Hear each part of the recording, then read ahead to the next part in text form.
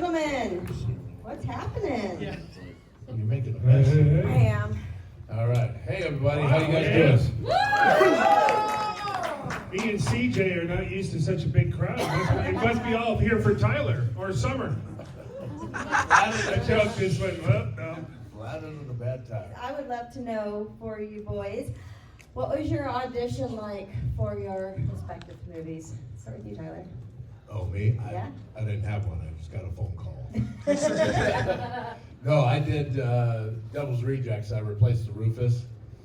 And I worked on it for about 4 days and thought nothing of it. And then a couple of years later, the phone rang and it was Rob Zombie. Of course, that's a call you're going to pick up. And he said, hey, I'm doing this movie. If you don't do it, I don't want to do it. And I said, what is it? And he goes, it's Halloween. I want you to play Michael Myers. I was like, okay. And then he explained it and said, we're going to do a couple of them. And here we are, sitting here talking to you guys. You know, and I did not have an audition. It was, I met Frank Mancuso Jr. of Paramount Studios, was up for the part with another individual originally. The other individual got the part, I did not. However, the first daily came back. For those of you who don't understand, that means they shot a scene, it comes back and they take a look at it the next day. The person in question scene, which is the paintball scene, I always tell people just assume I'm a little thicker, wearing pads. He's just a little bigger than I am. So when they got the first daily back, it was like, you know, satisfaction wasn't quite there with an individual, unfortunately. And as he says, they get replaced.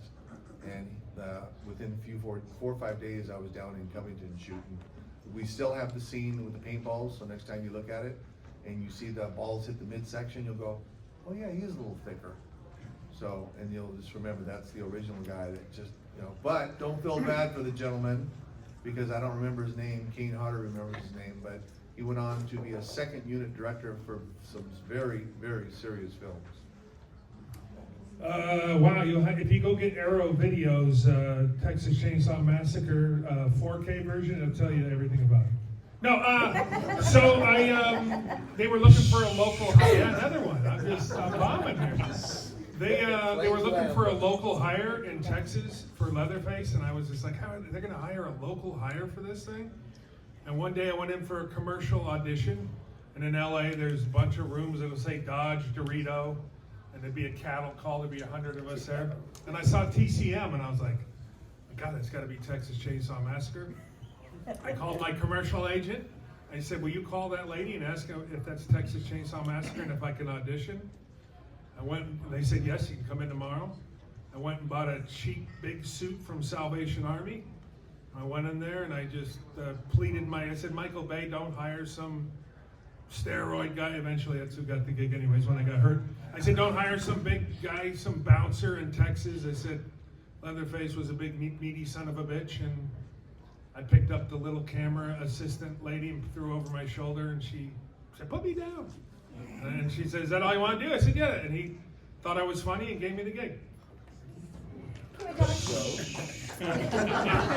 better than That your was first off one of answer. those cattle calls that we used to do way back in the day. Yeah, and then they were just looking to hire some girl, and that was it. They were one of the little girls that was in the movie had nothing. They already cast everybody. Well, that sucks. I got the shitty Dorito commercial, and you got the Texas Chainsaw Massacre.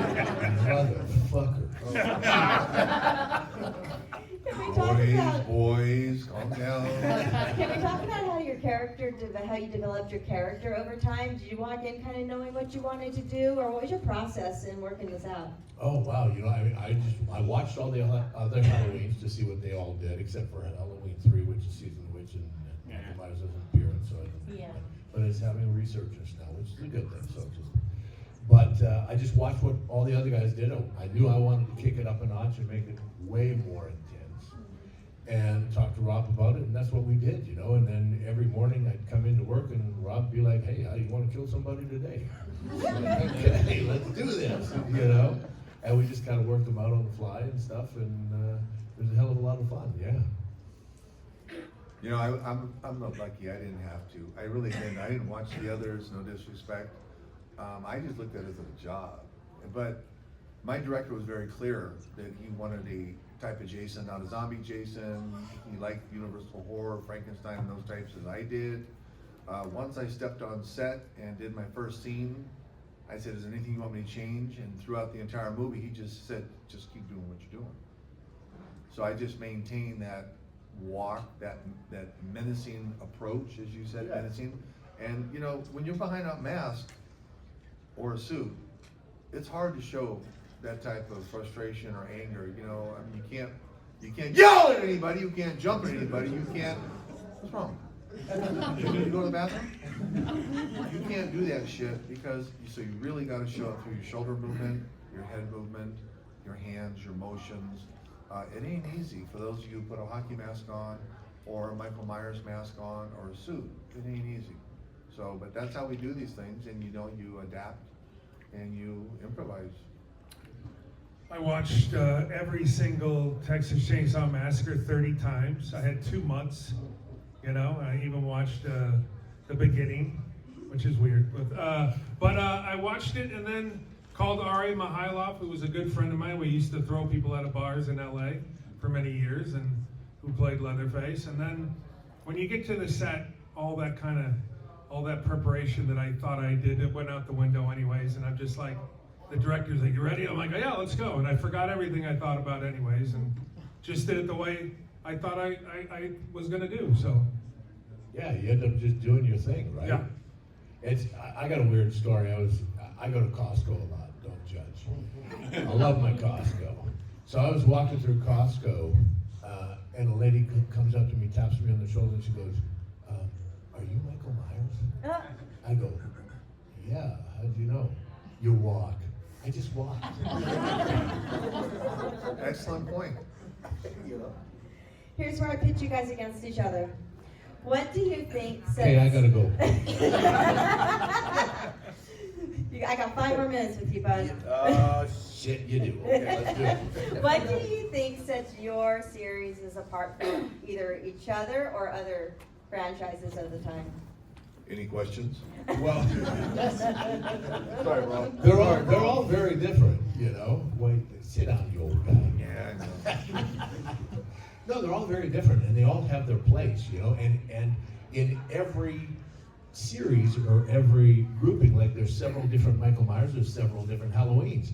So you get a wide variety. If you don't like my version, you can go watch one of the other ones. You know, it's all fine, and it's the same with all these guys. You know, and it's like brotherhood. We all cheer for each other. We all cheer each other on, and we all hope each other does the best that they can and gets the next gig in the business and carries on. You know, so at least that's the way I feel. You know, CJ might be a little different because he's he's got anger management. Yeah, see, Never heard of Kane. Right, there we go. I will ditto, because we josh and we laugh and we poke fingers at each other's eyes. And if you come to my table, I'll tell you about Michael Myers using an Outback steak knife. I know. Real men use a machete. You know, what's the Scream guy? Butter knife, you know. So we get into this back and forth, but at the end of the day, thank you, because without you, we wouldn't be here to do this. Exactly. So we want to have fun and send you some dynamic energy that we get to express every time we meet one of you. Real men use sledgehammers, but that's a whole different thing. Here we go. Here's the thing, you know what? All I need is a steak knife. Yeah, besides CJ, who is a stuntman, you know, me and Tyler and some of our other friends, Derek Mears, we've gone up against each other for years for gigs, auditions in LA. And like he said, I'm super happy when one of my friends gets a gig. If I don't get it, I'd rather see Tyler or you know, a Derek Mears, who we're all good friends with, or somebody else get the gig.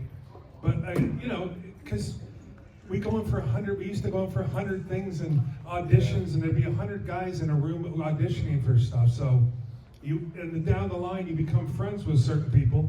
It's a tough business. A lot of guys get out of the business. Me and Tyler are still in it, still auditioning for stuff. And I'm super happy when a guy like him gets a gig, or one of our friends. And at this age, I can't hate on anybody. You know, I may see someone acting, going, "God, should have got that." I auditioned for that thing, but in the end, I'm just happy that we especially get to come out and do a show like this and meet folks. And you know, I love to see my friends on TV. Well, it's like the Highlander. There can only be one. You know? So that's it. What's up, buddy? So, You I got just a want to little- say it was, can you hear me? Yeah, I can hear you. So I just want to say it was awesome to get to see you reprise your role as Sabretooth in Deadpool vs. Wolverine. However, I'm just curious, was there any like extended fight scene instead of what you got? No, not at all. That was it. It was funny. Hey, it was a great call to get. 24 years later, you know, Sean calls me up. He says, "Hey, would you like to be Sabretooth again?" I was like, "Hell yeah, come on!" And then he said, "It's really short, you know." But I said, "I'm fine with that. You're still going to pay me?" And they said, "Yeah, you get your whole contract. It'd be great." So actually, my flight over to England was longer than the time I was on set. And I got done and wrapped, and it was actually starting when the strike started. We went right up till the 8 o'clock time limit, and then you go, "Okay, we're done." I go, "Did you get everything?" You go, "Yeah, we think so." I was thinking they were gonna call me back, but they were like, "Nope, we got it all." So I was like, "Cool." Yeah. Before I let you go, Tyler, we're doing things a little out of order. We're going to the Delve Deck so you can answer the Delve Deck question. So the Delve Deck is a series of cards that have questions on them. I let an audience member draw a card and we answer it, okay? I've picked Alexandra to take this card. Will, come on up here, baby. All right, let's hope it's a. Mic down. Grab it. He might not get back up. I know, Neither right? might I. It's like, okay, Alexandra, pick your card.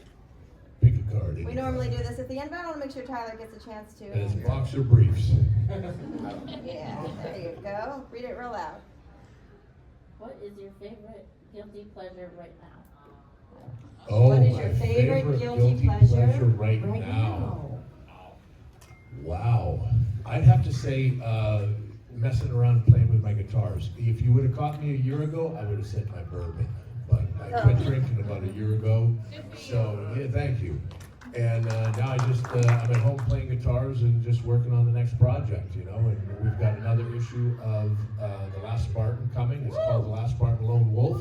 So please check it out. It deals with human trafficking awareness. So you can go to the website, tylermain.com or thelastspartan.com, get your copies of it, check it out. We donate a portion of the proceeds to deliverfund.org, organization that develops technology to help law enforcement put the assholes away. That is the traffickers, by the way. Okay?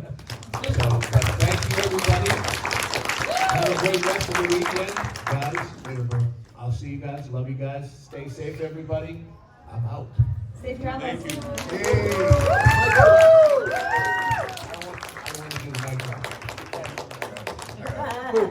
There's the mic drop. Thank you. Be safe. I'll see you guys. Take care. Bye now. Okay, now we can talk about him. One more time.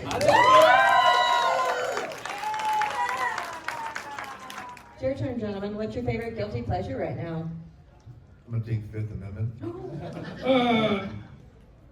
My favorite, I mean, I am a bike rider, so I do like to get on my Harley and cruise around and through Arizona where I live now, and I play with my German Shepherd Lola. Yes, What kind of bike do you have? I have 3 bikes. Which is your favorite? I have a 94 Road Glide. No, I have a 94 Road King, which I love, with 22-inch apes on it. Really? And then I have, and CJ it has a couple Harleys too, and a chopper. And then I have a 2023 Road Glide, which I got from Patrick. Robert Patrick has a Harley dealership. If you all know who Robert Patrick is, T1000. So I rode with Robert Patrick a lot and hang out with him when I was in LA. So riding the Harley, you know, hanging with my Lola, and of course, kissing my wife. Oh, you just said that because you know it's being videotaped. Not in that order. And hearing about CJ and up in the snow and then up with the horses and all that other stuff. Any more audience questions before we wrap her up? Anyone else at all? No? All right, I got one. Oh, yes. I just have one. For what advice would you give to any young filmmaker, someone getting into the industry? What would you say? Like, what would you give them? Can I? Yeah. Well, I would say the first thing you need to do is get rid of that Michael Myers shirt when you're asking Jason or Leatherface. Right, so you've already flunked. I knew that was coming. Yeah, I knew it was coming. We talk about him when he's not here. You know, the independent, you can make a movie now for nothing, right? If you had $10,000, you can make a movie. If you had 20,000, you can make a movie. I think, and it doesn't really matter where you live. Now, when I say, are you from here? No, I'm from Maine. Oh gosh, you really gotta get out. The Maine Horror Paranormal Convention they do up there is pretty cool, though. I did sign there last year. You can do anything you want. If you look at Terrifier, Damien Leone, they crowdfunded Terrifier 2, by the way, which if I would have known, I would have paid to be in that friggin' movie. But anything can be done nowadays. You just got to get a really good team around you, right? If you get a good DP, if you get, if you're a writer, if you get the good folks around you that really want to be in this, and just do it. And it doesn't matter if the movie's bad or if it's not, or if it's goofy or if it's not. You're going to grow. Just make it. There's going to be an audience for it somewhere. And remember something, number one, I don't know if you know this, they had the film awards here yesterday. This gentleman, if I remember correctly, won the best film. Yeah, that's part of it. Yeah, so congratulations. Yeah, I remember you folks, I think I don't know who you are, okay? But on top of that, like he said, independents are becoming very popular, very strong. And luck sometimes is just what it is, luck. So have a backup plan to your backup plan, right? And if it's your passion, continue to do your passion, but you still got to pay your bills, right? Yes. All right, so you've got to make sure you got your payments out there, but continue to push it forward. You're just going to get that one time like this. I did this 40 years ago. What am I doing up here? Really? So you just don't know that one element, Leatherface, Jason, Freddy, Michael Myers becomes OGs of the 80s, and 4 decades later, we're still here talking about it. This little person over here is 9 years old and a fan, full costume, full Jason. So push, luck comes in every once in a while, good karma. Thank you guys so much. Yeah, 100%. Look, it's a great day to be an independent filmmaker right now because everybody's doing it, right? There's plenty of platforms to get on. I can't tell you how many crappy movies I've watched on Tubi, and then I've also watched some really good ones. And I'm in a few of those crappy movies, by the way, anyways. So, but you just got to keep pushing. It doesn't have to be horror. I have 135 credits over 35 years. Maybe 10 or 15 are horror. The rest are Hannah Montana, Drake and Josh. All the stuff that I've done. So it doesn't matter. If you have an idea, just go for it. Just write it and do it. There's no stopping you. Look, you already won an award. Thank you guys so much. Congratulations. You know what? If you retire now, you quit while you were ahead. That's right. Yeah. Hey, I think that's a great way to wrap this up. That's a good one, right? Thank you, guys. Thank you. Hey, make sure, listen, we're still here for another 2 hours. Come by our tables, say hello. You got any machetes on? No. Any masks? 5. 5 masks left. 2 pops. 2 Funkos left. I got a Funko, by the way. He signed a Any other Funko for me, inventory which I'm very... Oh, no, All right, guys, we appreciate it. Give it up for Summer right there.